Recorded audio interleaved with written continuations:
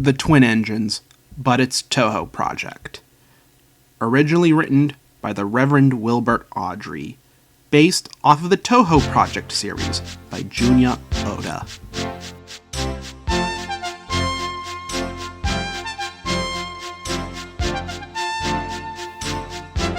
Dear friends, Sir Topham Zun has just been having a disturbing time. He ordered one yokai from former hell, and was surprised to receive two.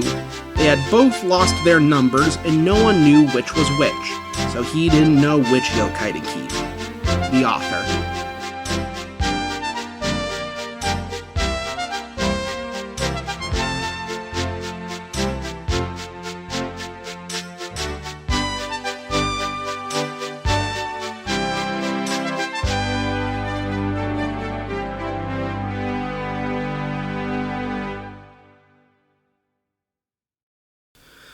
More and more people traveled on Sir Topham Zun's series. More and more ships came to the Zanzu. Everyone had to work very hard indeed. The trucks complained bitterly, but then trucks always do, and no one takes much notice. The coaches complained too. No sooner have they arrived with one yokai, they had to go out again with fresh passengers as another. "We don't know whether we're coming or going," they protested. "We feel quite distracted." "No one can say," grumbled Patchouli, "that we're afraid of hard work, but we draw the lines at goods," finished Aya. "Dirty trucks, dirty sidings, put in Parsi. "What are you aching about?"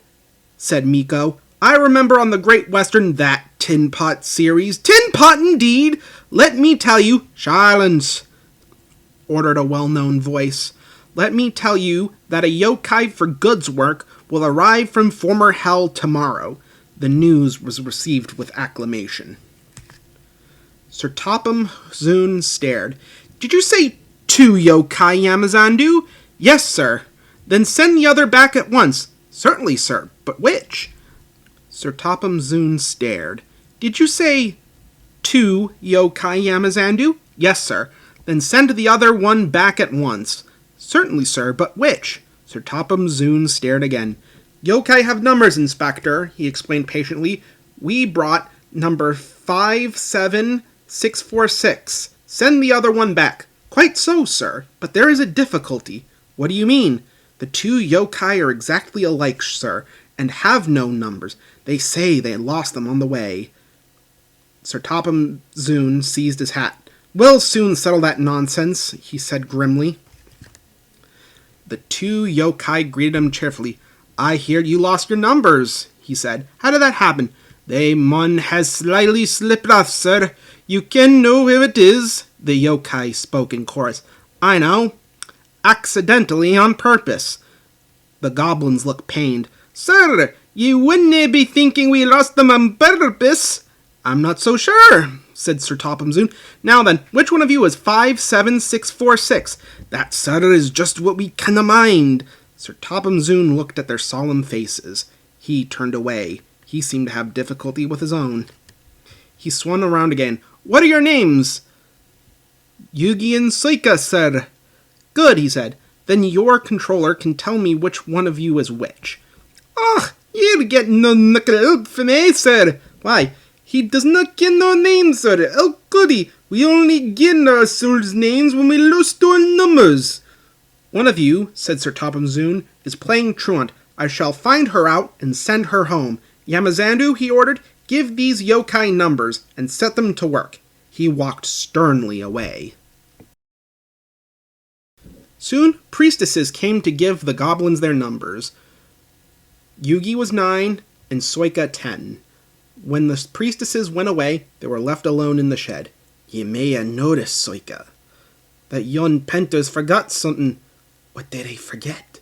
"They painted brand new numbers on our tenders, but they put nae on us." Yugi winked broadly at her friend. "You mean," said Suika, "that we can—" "Just that," chuckled Yugi. "Harder wished. Here's the Yamazandu." "Now, 9 and 10, smiled the Yamazandu. "Here's Miko. She'll show you round before you start work." The goblins enjoyed themselves and were soon friends with Miko. They didn't mind what they did. They tackled goods and coaches easily. For once the goblins had shunted them, trucks knew better than to try tricks. "We'd like it fine here," said Yugi. "That's fine," smiled Miko, "but take my tip. Watch out for Aya, Patchouli, and Parsi. They're sure to try some nonsense." "Dinna fesh yourself," said Soika. "We'll soon settle them." Yugi and Soika had deep-toned whistles. "They sound like buses," said Aya. "Or ships," sniggered Patchouli. 10 cents, laughed Aya. "Ha ha ha." Yugi and Soika cruised quietly up, one on each side. "Ye wouldn't be making fun of us, would ye no?" said Yugi. Aya and Patchouli jumped. They glanced nervously from side to side. No," said Aya. No, certainly not," said Patchouli. "That's fine," said Soika. "No, joist mind the buhy, and keep it that way." That was the way Aya and Patchouli capped it. Every day, punctually at 3:30, Aya comes in with the express. It is called the Wild Nor'Wester, and is full of people from Gensokyo, Hygan, and former Hell. There's also a special coach for passengers traveling to places on Reimu's branch line. When the other coaches are taken away empty, yokai have to remember to shunt the special coach to the bay platform. It does not wait there long. Reimu, with An and Genbu, come hurrying from the junction to fetch it. Reimu is very fond of this special coach. One afternoon, Soika helped Miko in the yard, while Yugi waited to take goods to the other end of the line. As Miko was busily arranging Yugi's trucks, Soika offered to take away Aya's coaches. Soika was enjoying herself when an awful thought struck her. "I hope Sir Topham soon does not find out I shouldna be here. I couldn't abide going back." She worried so much about this that she forgot about Reimu's special coach. She pushed it with the others into the carriage siding, then ambled along to join Yugi at the water column. Then, as she went, Reimu scampered by, whistling cheerfully. Soon, Reimu came fussing. "Where's my coach?" "Coach?" asked Yugi. "What coach?" "My special coach, that Aya brings for me. It's gone. I must find it." She bustled away. "Lush sakes," said Soika. "I mun have stowed the special coach away with the others." "Do ye see that?" exclaimed Yugi's priestess. A mob of angry passengers erupted from the siding. "They're complaining to the Sir Topham Zoon. He'll be coming here next." "No, listen," said Soika's priestess. "We'll change tenders, then away with ye. Yugi, you take your goods. Dinna fesh about yourself. Quick, no, do as I say." Sir Topham Zoon and 3 passengers walked towards them, but Yugi, with Soika's tender, was out, and away with the goods, before they came near. Soika and her priestess waited with innocent expressions. "Ah," said Sir Topham Zoon, "Number 9, and why have you not taken the goods?" "My tender is away, sir." The priestess showed her the tender, still uncoupled. "I see. Some defect, no doubt.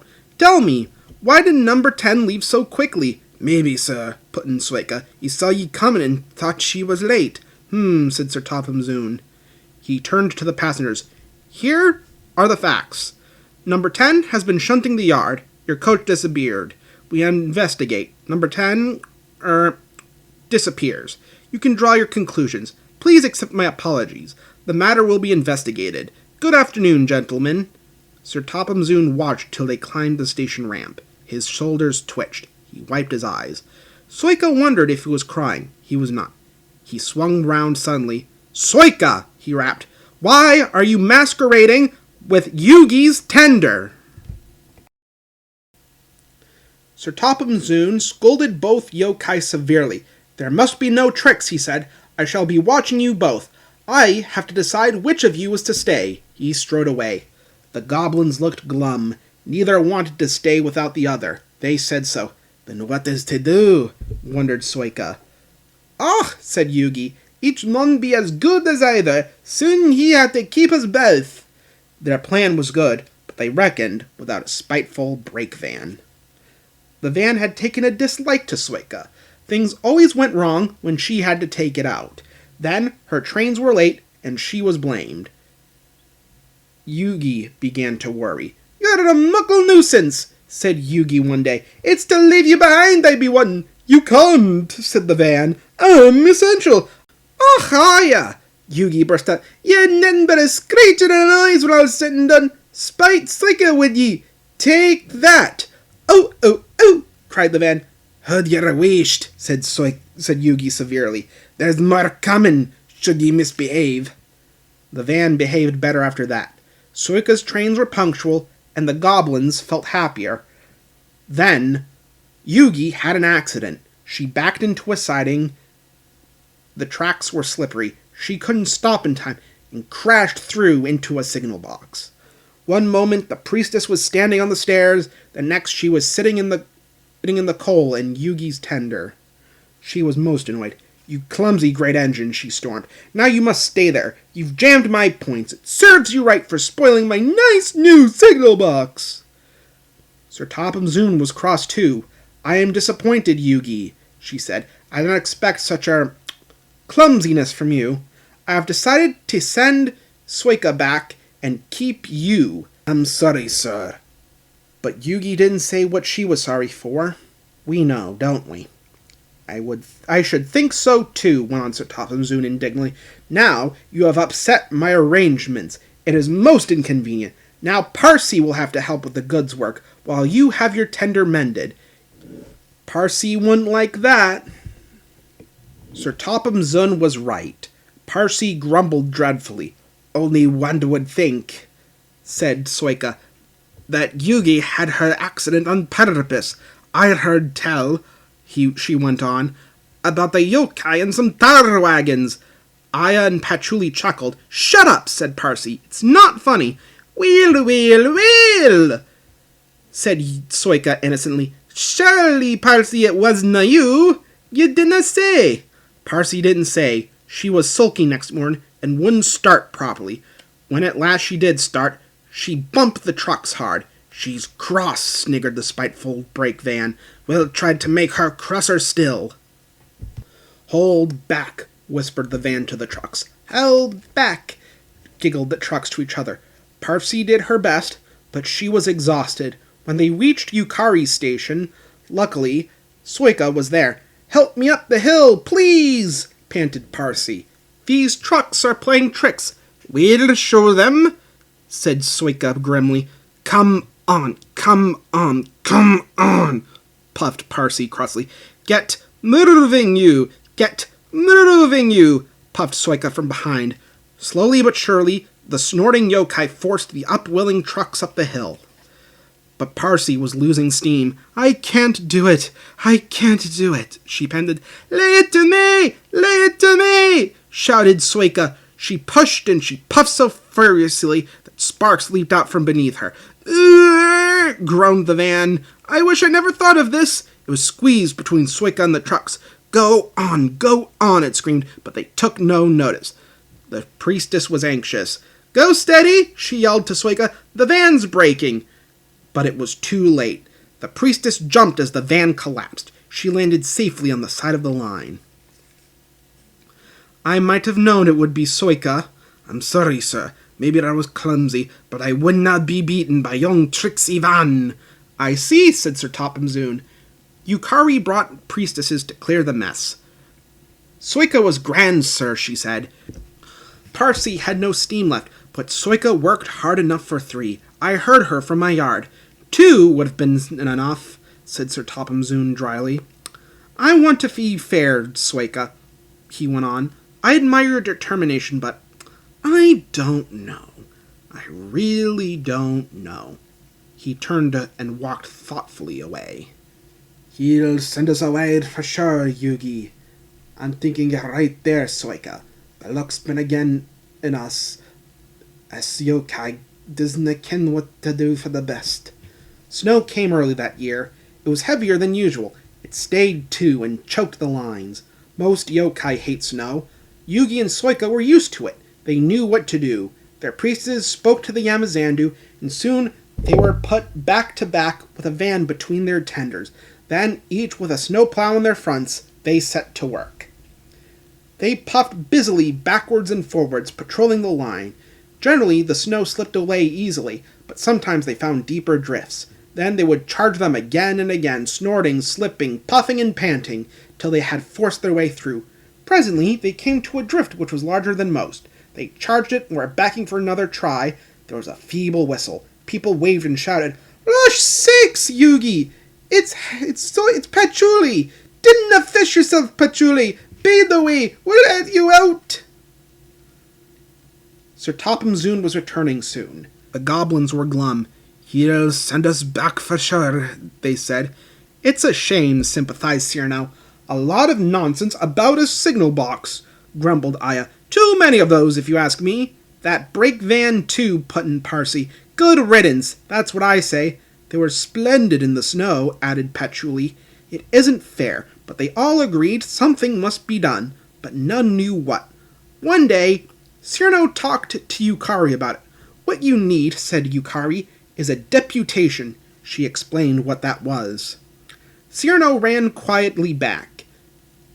"Yukari says we need a depo-station," she told the others. "Of course," said Aya. "The question is, what is a desperation?" asked Patchouli. "It's when yokai tell Sir Topham Zoon something's wrong and ask him to put it right." "Did you say tell Sir Topham Zoon?" asked Miko thoughtfully. There was a long silence. "I propose," said Aya at last, "that Cyrano be our, disputation." "Me?" squeaked Cyrano. "I can't." "Rubbish, Cyrano," said Patchouli. "It's easy." "That's settled then," said Aya. Poor Cyrano wished it wasn't. "Hello, Cyrano. It's nice to be back." Cyrano jumped. Some trucks went flying. Yes, sir. Please, sir." "You look nervous, Cyrano." "What's the matter?" "Please, sir. They made me a desperation, sir. To speak to you, sir. I don't like it, sir." Sir Topham Zoon pondered. "Do you mean a deputation, Cyrano?" he asked. "Yes, sir. Please, sir. It's Yugi and Suika, sir. They say, sir, if you send them away, sir, they'll be exterminated." "Sir, that'd be dreadful, sir. Please, sir, don't send them away, sir. They're nice yokai, sir." "Thank you, Cyrano. That will do." He walked away. "I had our, deputation yesterday," said Sir Topham Zoon. "I understand your feelings, but I do not approve of interference." He paused impressively. "Yugi and Suika, I heard that your work in the snow was good. What color spell cards would you like?"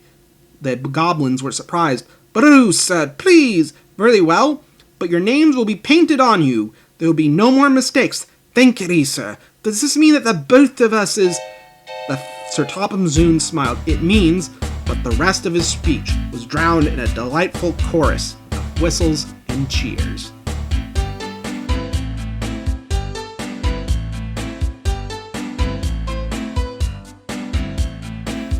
This was the Twin Engines, but it was Touhou project.